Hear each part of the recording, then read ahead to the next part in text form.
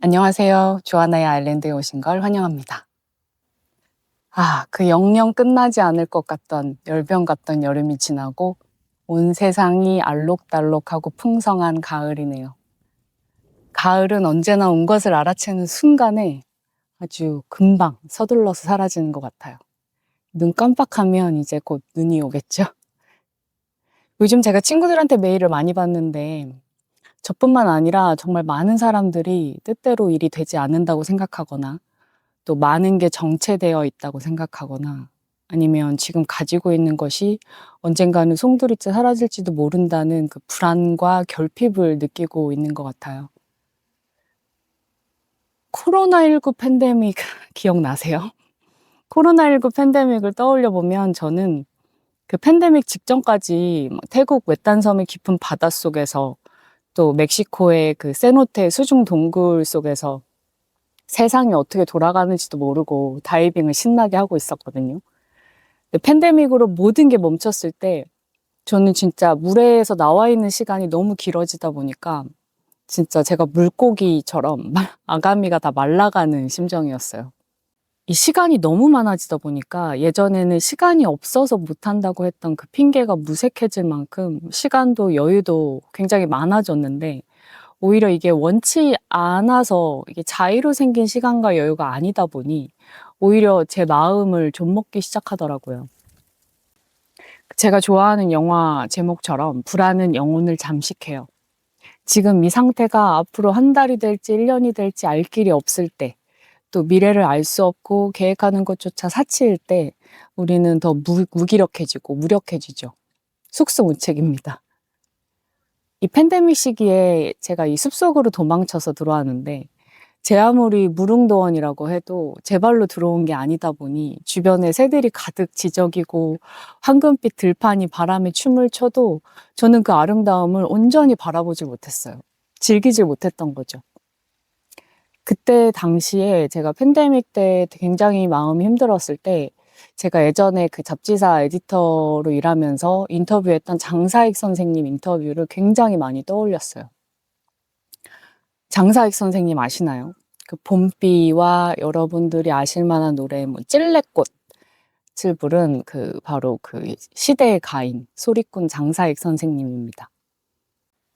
제가 파운드라는 인디컬처 매거진에서 에디터로 일할 때였는데 제가 30이 넘어서 뒤늦게 잡지사 에디터 일을 시작했고 또 프로로 글을 써본 경험도 이력도 없었기 때문에 저를 그냥 그저 가능성만 보고 덜컥 뽑아준 편집장님 덕분에 저는 당시 그 잡지바닥에서 열정페이라고 불리던 그 어시스턴트와 인턴 생활로 보내야 했을 2~3년의 시간 없이 바로 정기자로 일을 시작하게 됐어요.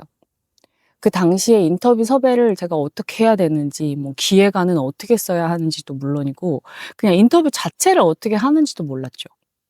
그렇게 2010년 에디터 일을 시작해서 말 그대로 정말 맨땅에 헤딩을 하듯 이리저리 깨지고 부딪히면서 일을 하는데 너무 재밌는 거예요. 그 혼자서 막 이렇게도 해보고 저렇게도 해보고 뭐 배운 게 없고 그 기존의 방식을 모르니까 그냥 제가 너무 창의적으로 이렇게 하면 어떨까 저렇게 하면 어떨까 이리저리 시도했던 것들이 그 과정이 너무 재미있는 거죠. 그 음악하고 연기하고 미술하고 무언가 굉장히 멋진 걸 만들어내는 사람들 중에서도 그중에서도 제가 개인적으로 관심이 있고 궁금한 사람들만 이렇게 콕 집어 인터뷰를 하게 되다 보니 사실 잡지보다 그 회사보다 나 자신을 위해서 일을 했다고 해도 과언이 아닐 만큼 제 인터뷰의 대상들은 굉장히 사적이었습니다. 저는 그랬던 것 같아요. 그때 당시에 제가 세상을 살아가면서 궁금한 것들, 또 제가 방황하던 것들, 그 수많은 끝없는 질문들에 대한 답을 찾으러 정말 전국 방방곡곡을 돌아다니면서 여러 인물들을 찾아다니면서 인터뷰를 했어요. 2011년 5월에 제가 처음 장사익 선생님 공연을 보게 됐는데 그때 당시 음악하는 친구를 만나고 있었거든요. 근데 그 친구가 하도 이제 부채서 못 이긴 듯 따라 나선 공연이었어요. 제가 장사익 선생님 노래도 사실 배경도 잘 몰랐고 그 당시에 선생님 공연 티켓이 그렇게 구하기 힘든 건지도 몰랐고 공연에 그렇게 많은 사람들이 오는지도 몰랐어요. 아니 관심이 없었다고 하는 게 맞겠죠. 선생님 노래는 나이분들만 듣는 거라는 편견이 좀 강했던 것 같아요. 바보 같았죠, 제가. 지금 생각하면 우습지만 당시에 나름 인디컬처의 수호자처럼 희한한 자부심 같은 것도 있었고, 여기저기서 조하나 에디터 뮤지션 인터뷰 정말 잘한다. 인터뷰 정말 진정성 있게 하더라. 질문 되게 좋더라. 나도 조하나 에디터랑 인터뷰하고 싶다. 뭐 이런저런 이야기도 많이 듣고 이제 칭찬도 쏠쏠히 듣던 때라 어깨가 좀 제가 단단해져 있었던 때였어요. 그래서 문화를 다루는 피처 에디터가 그러면 안 되는 건데 제가 아주 오만한 길로 빠질 뻔했을 때 그때 이제 제가 장사익 선생님 공연을 계기로 정신을 확 차리게 됐죠. 그때 억지로 마지못해 끌려가다시피 한 장사익 선생님 공연에서 저는 정말 눈물 콧물을 다 쏟고 나왔습니다. 이 선생님이 울 때 같이 울고요. 또 웃을 때 같이 웃고 아주 난리도 아니었어요. 공연 내내. 그 남자친구가 저를 정말 얘 여기 오기 싫다고 했던 애 맞나 이럴 만큼 굉장히 이상하게 쳐다볼 만큼 정말 많이 울고 웃고 공연 내내 정말 행복했어요. 선생님 노래 한 곡이 끝날 때마다 선생님이 정말 아이처럼 천진난만하게 웃으시거든요. 그 웃음을 가득 품고 아주 깊이 고개를 숙이고 허리를 굽혀서 천천히 인사를 하세요. 한 곡 한 곡 끝날 때마다. 이 환갑을 넘은 가인의 모습에서 제가 얼마나 우습게 음악을 안다고 까불었는지, 제가 얼마나 오만했는지 아주 뒤통수를 아주 호되게 맞은 거죠. 제가 처음 본 장사익 선생님의 공연은 아주 부드러운 호통 같았어요. 겸손해져라. 너는 아직 멀었다. 천천히 가라. 이런 가르침이었던 것 같아요. 공연이 끝나고 공연장을 빠져나오면서 그때 제가 음악 좀 안다고 이제 기고만장했다가 납작해진 코를 다시 세우고는 괜히 머쓱해져서 남자친구에게 나 장사익 선생님 인터뷰 할 거야 라고 선언을 했었죠. 이제 회사에서 기획회의 하는데 장사익 선생님 인터뷰 하고 싶습니다. 이렇게 얘기하니까 편집팀에서 다 의아해 하는 거예요. 뭐 특별한 이슈도 없었고 왜 갑자기 장사익 선생님 인터뷰를 하냐. 뭐 젊은이들이 주로 보는 그것도 대중잡지도 아니고 인디컬처 매거진에서 왜 장사익 선생님을 인터뷰하냐라고 물으시더라고요. 하지만 저는 그때 확신이 있었어요. 공연을 보고 나서. 지금 이 시대의 젊은이들이 저를 포함해서 많은 사람들이 반드시 들어야 할 그 선생님에게 귀 기울여야 할 이야기가 있을 거라고. 그리고 앞으로 10년이 흘러도 여전히 세상에 그 유효한 질문을 던질 거라고. 그런 의미가 될 인터뷰를 하고 싶다고 생각을 했었어요. 그리고 저는 그때 그런 거대한 이야기를 품을 수 있는 그릇의 에디터가 되고 싶기도 했고요. 그러고는 선생님 인터뷰 섭외를 하려는데 다른 뮤지션들처럼 뭐 소속사나 매니저가 없어서 연락처를 구하는데 일단 애를 많이 먹었어요, 처음에. 뭐 선배나 사수 없이 혼자 일을 배우다 보니 또 이제 맨땅에 헤딩을 해야 했죠. 이런 상황에서 어떻게 뮤지션을, 아티스트를 인터뷰 섭외를 해야 하는지 잘 몰랐으니까. 그래서 선생님 홈페이지에 나온 주소로 무작정 제가 그동안 인터뷰했던 그 기사들이 실린 과오로 몇 건을 챙겨가지고 그 인터뷰를 정중히 요청하는 그 손편지를 직접 제가 써서 이제 선생님께 보냈죠. 그리고 이제 마음을 비우고 있었습니다. 그리고 며칠 후에 이제 전화가 한 통 왔어요. 선생님이 직접 전화를 주신 거죠. 나지막이 이제 충청도 사투리를 하시는데, 지금껏 이렇게 인터뷰를 이렇게 요청한 사람이 없었다라고 하시면서, 원래 인터뷰 잘 안 하는데 감동받았어요. 뭐 우리 집에 차 한잔 하러 들러요. 이렇게 가볍게 얘기를 해주시더라고요. 그래서 이제 신나게 녹음기를 챙겨 들고 이제 인터뷰를 하러 갔죠. 그때 선생님 댁이 서울 이하동 근처였는데 인왕산 끝자락이었던 걸로 기억하거든요. 제가 길치라서 지도 앱을 켜고도 정말 한참을 헤맸던 기억이 나요. 산자락의 그림처럼 집이 정말 예쁘게 걸터 앉아 있는데 제가 그 집을 보고 서울에 이런 곳도 있었구나 했던 기억이 있습니다. 선생님 댁에 갔더니 선생님께서 이제 손수 차를 내려주시더라고요. 그래서 차를 놓고 마주 앉아서 인터뷰를 진행을 했어요. 사실 그게 인터뷰라기보다는 시작하는 시간도 인터뷰 시작하겠습니다 이런 시간도 또 인터뷰 끝내겠습니다. 뭐 이런 끝나는 시간도 없이 정말 아주 긴 호흡으로 이어지는 아주 사적인 대화 같았어요. 장사익 선생님은 25년을 방황하다가 46의 꿈을 찾아서 노래를 시작했다고 하셨어요. 그런데 선생님은 그 25년을 꿈이 없어서 방황한 게 아니라 꿈이 너무 많아서 방황한 거라고 말씀을 하시더라고요. 저는 그 말씀이 굉장히 인상 깊었어요. 살아가는 과정 자체가 다 각자 제 길을 찾는 거라고 하시고, 마음을 버리고 비우고 아주 소소한 것에 지극정성으로 열심히 온 힘을 다하다 보면 길이 보이는 거다라고 말씀을 해주셨어요. 제가 30 넘어서 에디터가 된 아주 그 늦가기 에디터인데, 아주 늦게 에디터가 되어서 제가 좋아하는 일을 찾아서 하는데도 또 이렇게만 되면 원이 없겠다 해서 꿈을 이뤘는데도, 그 꿈을 살고 있는데도 그 생활에 제 삶에 만족하지 못하고 그 순간에 만족하지 못하고 감사하지 못하고 항상 남들이 나보다 앞서는 것 같고 내가 너무 늦게 시작한 것 같고 그래서 나만 못하는 것 같고 앞날이 어떻게 될지도 모르니까 불안해하고 막 이러면서 저에게 그 장사익 선생님과의 인터뷰가 그 10년이 넘은 지금까지도 제 마음속 깊이 박혀 있어요. 그때 선생님이 하신 말씀이 국화꽃은 지금 안 핀다. 찬설이 끼고 추울 때 핀다. 목련은 성질이 급해서 겨울부터 몽우리가 져 있고 봄이 되면 제일 먼저 피고 또 제일 먼저 떠나가지만 국화꽃은 안 그렇다는 거죠. 사람도 다 때가 있는 법이라는 거죠. 살면서 꽃이 피는 순간은 누구나 다 있어. 노력만 하면. 라고도 말씀을 하셨고요. 선생님이 또 이러셨는데 아직도 고향 사람들은 선생님이 노래를 젊었을 때 더 일찍 시작했으면 더 일찍 팔자를 고쳤을 거라고 하신대요. 아직도. 근데 선생님은 당신이 일찍 안 된 게 다행이라는 생각을 하신다는 거예요. 일찍 가수의 길을 찾지 못해서 다행이라고 하시는 거예요. 선생님이 일찍 노래를 불렀으면 아마 요즘 같은 노래들을 못 부르셨을 거라고.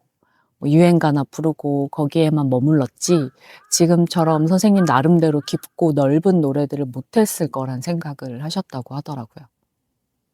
선생님이 40 중반에 데뷔해서 한 20년 가까이 활동하시면서 목소리에 부담이 없으신지, 나이가 들면서 이제 체력도 그렇고 목소리도 그렇고 그런 것에 대한 부담은 없으신지, 뭐 불안이나 그런 건 없으신지 물었더니 선생님이 또 이렇게 말씀을 하셔요. 당연히 부담감도 있고 힘도 빠지고 여러 가지로 열악하다. 그런데 내 나이가 환갑이 넘었는데 옛날 같지 않은 건 당연하지 않냐.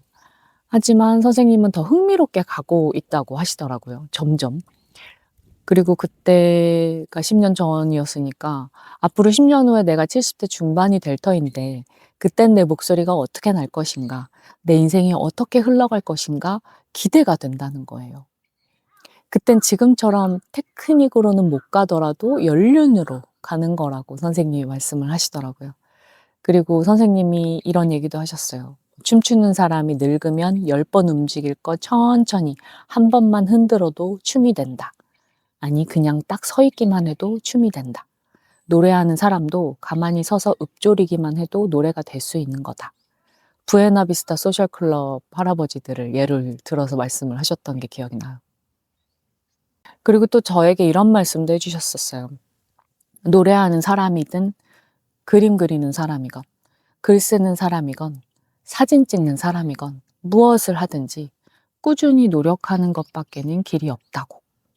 선생님도 마찬가지라고 하시더라고요. 늘 마음속으로 계속 노래를 하신다고. 24시간 내내 이 속에서 항상 노래를 불러야 한다고.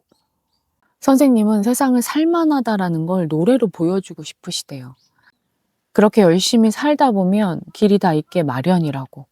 그리고 자신이 세상에 나온 이유도 알 수 있게 된다고. 그때 당시 젊은 친구들이 노래도 잘하고 뭐 만화 주인공처럼 이쁘고 내신하게 생겼는데 노래에 변하지 않는 본질은 비디오가 아니고 오디오라고 말씀을 하셨어요. 영혼을 달래주고 흔들 수도 있다는 걸 보여주는 거라고 말이죠. 선생님은 TV도 안 보시고 컴퓨터도 안 하시고 휴대폰도 잘 안 가지고 다니셔서 잘 모르시는데 그 당시에 우리나라 그 가수들이 정말 아이돌 약간 굉장히 획일화된 상황이었었거든요. 그 대중 가수들의 음악이 굉장히 비슷비슷해지고 굉장히 휘발성이 강해지기 시작하던 시기였어요.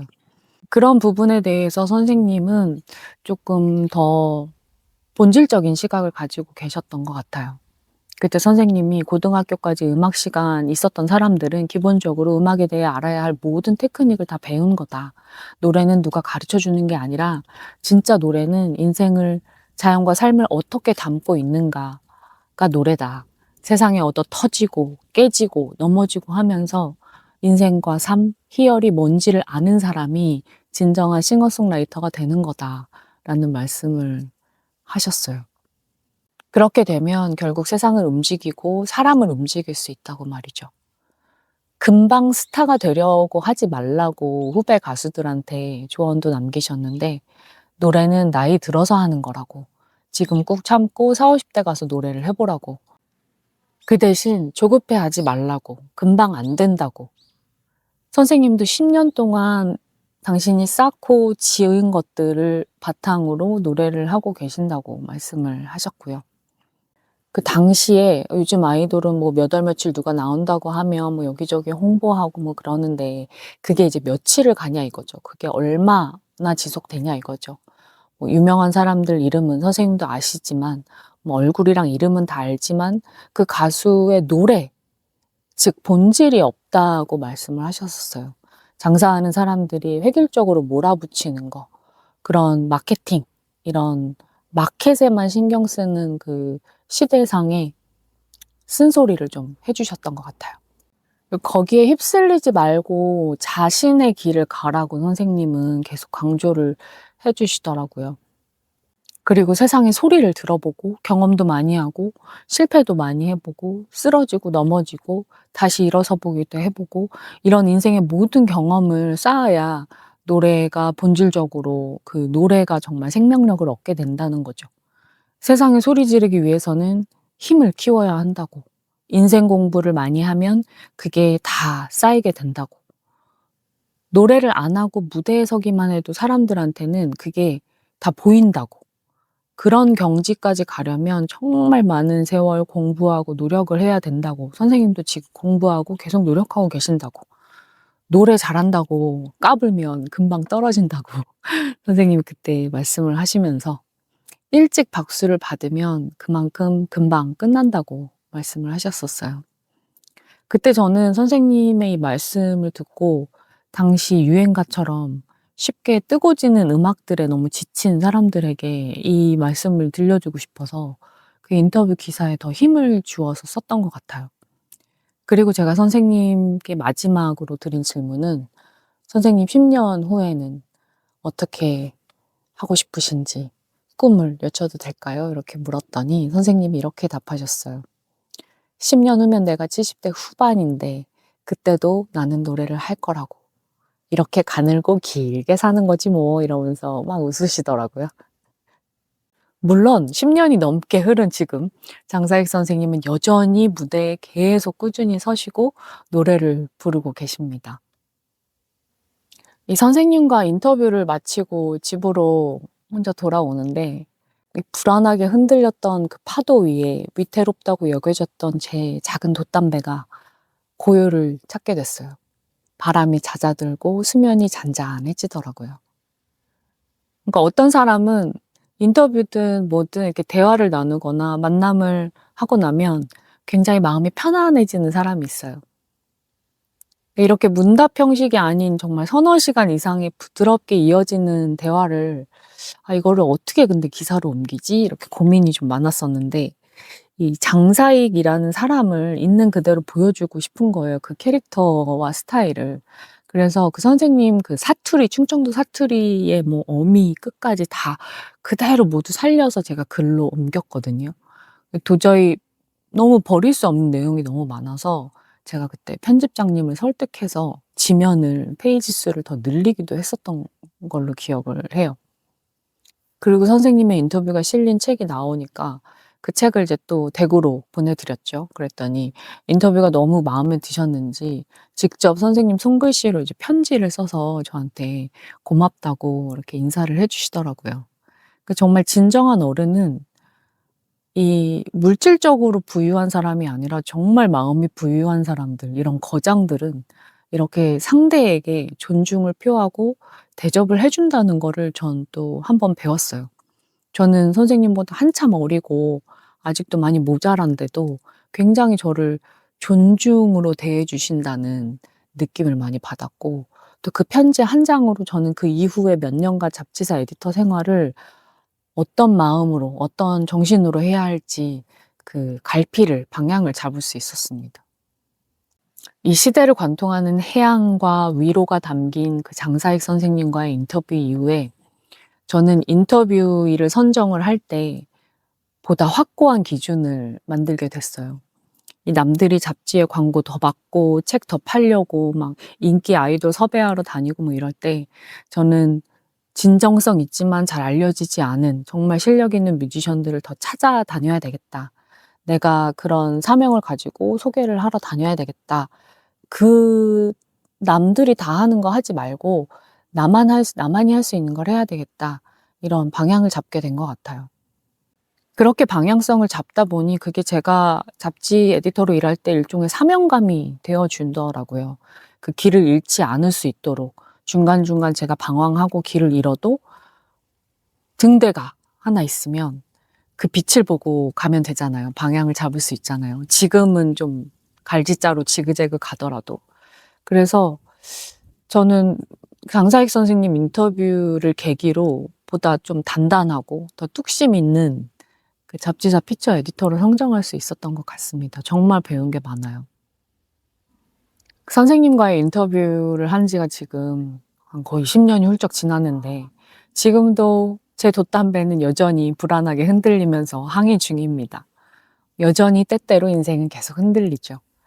그럴 때마다 이렇게 제가 만났던 여러 거장들, 어른들과의 인터뷰나 대화를 떠올려 보면 여전히 잦은 바람에도 일렁이지만 그래도 제 마음이 조금은 가라앉아요.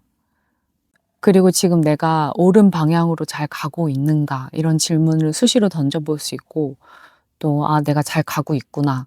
지금 잠깐 흔들리지만 긴 호흡으로 보다 넓은 시각으로 볼 때 나는 잘 가고 있구나. 이렇게 스스로 안심도 시키게 되고요. 지금 제가 겪어내는 모든 경험, 매일 벽돌 하나씩 올리는 마음으로 쓰는 글이 제 삶의 본질이 돼서 제 삶이 더 단단해질 거라고 믿습니다. 그래도 저는 아직 선생님 노래 시작했다는 그 46도 아직 안 됐어요. 그래도 제가 조금은 자랐는지 이제는 이런 생각을 저 혼자만 나를 위해서만 하는 게 아니라 이제는 제가 조금 자라서 제 주변에 있는 뭐 후배들이나 어린 친구들이나 저에게 뭐 고민 상담을 하거나 진로 상담을 하거나 이런 친구들에게도 이런 이야기를 해주고 싶더라고요. 10년 전 제가 어리고 방황했을 때는 오직 저 자신만을 위해서 장사익 선생님 같은 어른들을 정말 순전히 사적인 이유로 만나서 고민 상담하듯이 인터뷰를 하고 또 이야기를 들었는데 지금은 저뿐 아니라 이렇게 비슷한 마음을 가지고 있을 다른 친구들과 다른 분들과 함께 이 장사익 선생님의 귀한 이야기를 한번 나누고 싶었어요. 제 채널이 시작한 지 얼마 안 됐지만 제 이야기를 들어주신 분들은 아시겠지만 제 젊음은 정말 방황의 연속이었습니다. 아주 스펙타클한 방황의 연속이었고 10대 후반엔 집에 안 들어가고 부모님 속 썩이면서 방황했고 20대에는 홍대 거리를 배회하면서 방황했고 30대에는 사회 시스템에 속해서 직장을 다니면서 또 혼자 저항하고 혼자 부조리를 느끼면서 또 방황하고 그 나름 자유롭다는 독립 잡지사에서 경험이 정말 전무하다시피 했던 제가 피처 에디터 일을 덥석 시작하게 돼서 나름 그 업계에서 인정받을 수 있는 사람이 될 수 있었던 이유도 순전히 제 삶을 가득 채운 그 방황 때문이었다고 생각해요.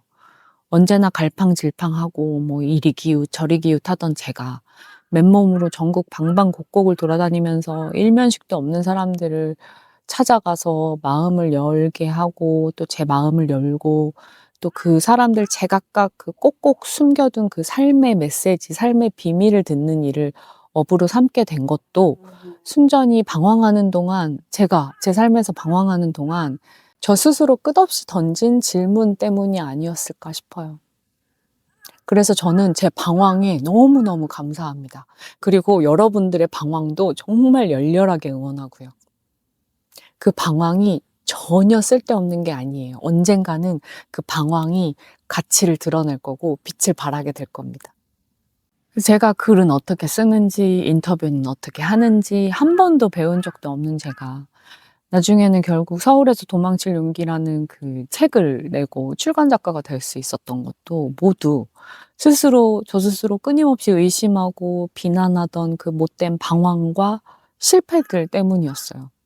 그리고 그 방황과 실패, 그리고 그 허황된 꿈들이 결코 쓸데없는 하찮은 낭비가 아니었다는 걸 확인해 준 사람이 바로 장사익 같은 선생님들, 제 주변의 어른들이었죠. 저보다 인생을 훨씬 오래 먼저 사시는 선배님들이었죠. 장사익 선생님이 하신 말씀 중에 그 꽃이 피는 시기는 제각기 다르다는 말을 여러분도 잊지 않았으면 좋겠어요. 여러분이 봄에 후딱 피고 지는 목련인지 느지막이 겨울에 피는 국화꽃인지 아무도 몰라요. 마음이 조급하고 불안할 때, 나만 너무 뒤처지는 것 같을 때, 앞으로 나아가지 못하고 나만 멈춰 있다고 생각할 때, 이 인생이라는 커다란 집에 벽돌 하나 올리는 거라고 생각하고 주변의 풍경과 사람들을 둘러보세요. 그리고 마음속으로 노래를 한번 해보세요. 나의 삶은, 여러분의 삶은 지금 이대로 충분히 살만하다고. 그 10년 전에 가열차게 방황하던 저처럼 흔들리고 있는 누군가에게 여전히 장사익 선생님과의 대화가 좀 의미가 되기를 바랍니다. 이 늦게 피는 국화보다 빨리 피는 목련이 되고 싶은 사람이 점점 더 많아지는 세상이잖아요. 그리고 늦게 피는 국화에게 시간을 더 이상 주지 않는 세상이 되어가고 있고, 빨리 너도 이 빨리 피고 지는 목련이 되라고 이렇게 서로 막 권하고 강요하는 사회가 되고 있잖아요. 이런 세상에서 그런 말들에 휘둘리지 마시고 본인만의 의미를 찾을 수 있게 본인이 스스로 그렇게 본인을 대했으면 좋겠어요. 이 늦게 피는 꽃에 시간을 주는 건 그 누구의 허락도 필요하지 않아요. 그건 누가 여러분에게 허락하고 말고 할 일이 아닙니다. 오직 여러분만이, 저 자신만이 할 수 있는 일이에요. 그러니까 우리도 자기 자신에게 시간을 충분히 주고 그저 가끔씩 물 주면서 잘 가꿔주면서 어여쁘게 바라봐 주세요.